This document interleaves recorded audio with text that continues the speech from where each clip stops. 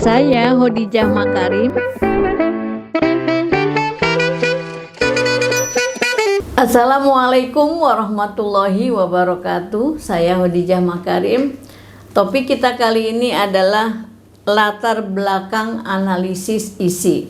Teman-teman mahasiswa yang akan menulis skripsi yang pendekatannya adalah menggunakan pendekatan kualitatif, kemudian metodenya analisis isi.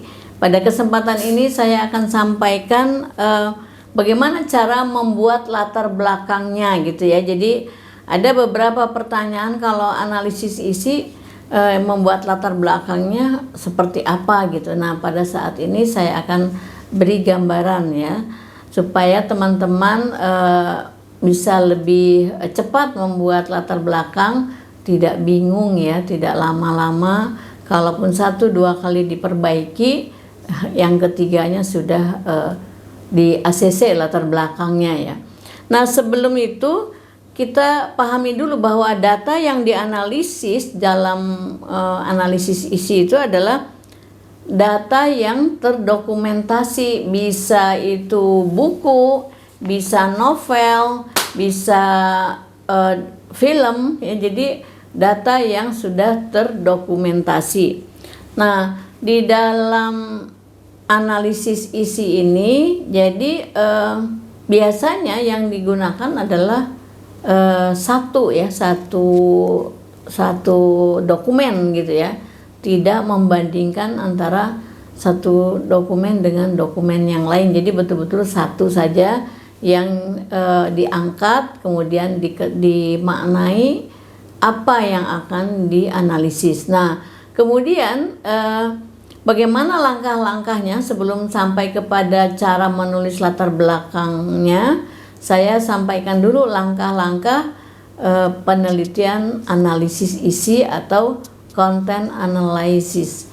Nah, langkah yang pertama adalah merumuskan masalah penelitian. Ya, jadi ini rumuskan dulu masalah penelitiannya apa sehingga kita bisa memilih dokumen mana yang cocok gitu ya dengan masalah penelitian kita.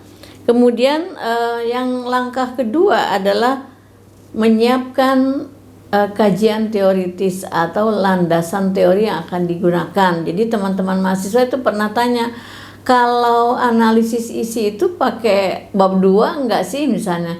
Pakai studi pustaka enggak? Jawabannya tetap pakai yang namanya penulisan karya ilmiah, harus ada landasan teorinya ya. Yang ketiga, menentukan unit analisis. Jadi unit analisisnya apa? Jadi unit amatan kita itu apa? Kemudian yang keempat, tentu saja menentukan variabel penelitiannya ya. Variabel penelitiannya apa yang akan kita analisis. Dan kemudian menggunakan ukuran ya, ukuran kualitatif, dan itu siapkan dulu bagaimana cara mengukurnya. Kemudian data dikumpulkan, dianalisis, dan yang terakhir yang ke-8 adalah penarikan kesimpulan. Jadi itu adalah tahapan di dalam analisis isi. Nah, baik teman-teman sekalian, karena tadi judulnya adalah latar belakang analisis isi.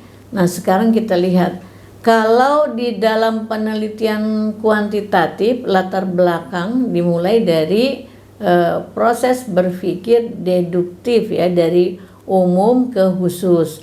Tapi kalau analisis isinya yang kualitatif, berarti cara berpikirnya induktif ya, dari hal-hal yang khusus, yang spesifik ke yang umum.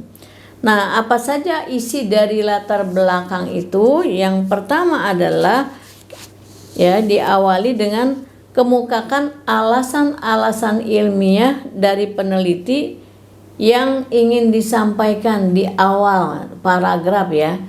Secara ilmiah itu artinya secara rasional dan objektif. Jadi bukan berdasarkan common sense, bukan berdasarkan perasaan, dugaan, perkiraan, bukan, tetapi apa yang ingin disampaikan oleh peneliti harus rasional dan objektif, karena kan kerangka berpikirnya adalah berpikir ilmiah ya. Jadi sekali lagi, yang pertama, alasan ilmiah itu disampaikan di awal paragraf ya, di paragraf pertama. Kemudian yang kedua, tentu saja disusul oleh paragraf-paragraf berikutnya, yaitu ada data dan fakta ya, yang menunjukkan betapa perumusan masalah itu yang kita sampaikan, yang kita angkat itu sudah ada dukungan data awalnya ya, faktanya apa, sehingga kita berminat atau menyatakan bahwa hal itu layak diteliti. Kemudian yang ketiga, sampaikan ada diskusi di situ ya, di latar belakang masalah itu ada analisis masalah.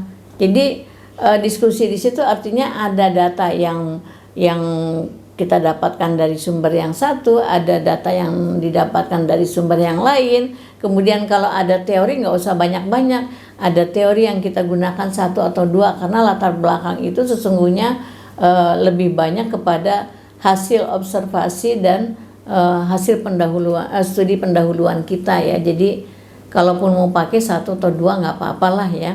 Apalagi kalau S1, kalau sama sekali tidak menggunakan teori agak susah ya.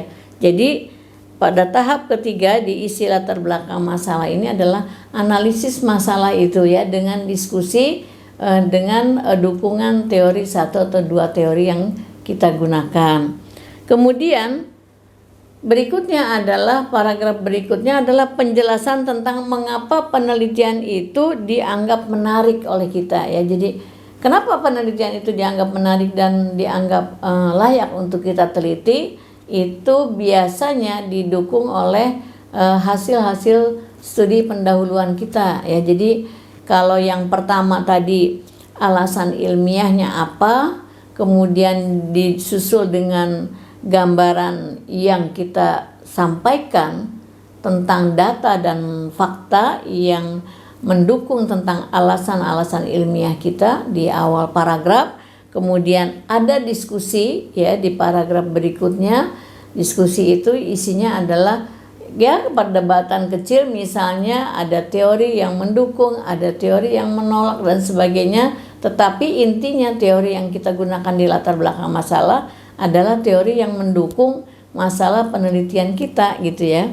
Kemudian yang itu ditutupnya lah kalau misalnya ada diskusi beberapa teori yang bersimpangan ya, misalnya ada perdebatan di situ dalam teori A dan teori B, tetapi nanti ditutup dengan teori yang mendukung dan kira-kira menyatakan penguatan terhadap penelitian kita itu bahwa layak diteliti. Nah, baru terakhir tuh ditutup dengan alasan-alasan ilmiah berdasarkan studi pendahuluan yang menyatakan bahwa penelitian kita itu memang layak dilakukan gitu ya. Nah, itulah teman-teman tentang latar belakang analisis isi yang pada saat ini saya sampaikan. Kalau kualitatif berarti analisisnya di latar belakang itu mulai dari induktif ya, berpikir induktif.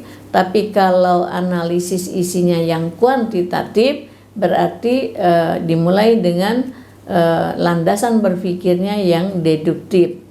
Mudah-mudahan ini bermanfaat bagi teman-teman yang akan menulis latar belakang analisis isi. Jadi tetap latar belakang analisis isi itu harus dibuat sedemikian rupa seperti latar belakang pada penelitian lainnya ya.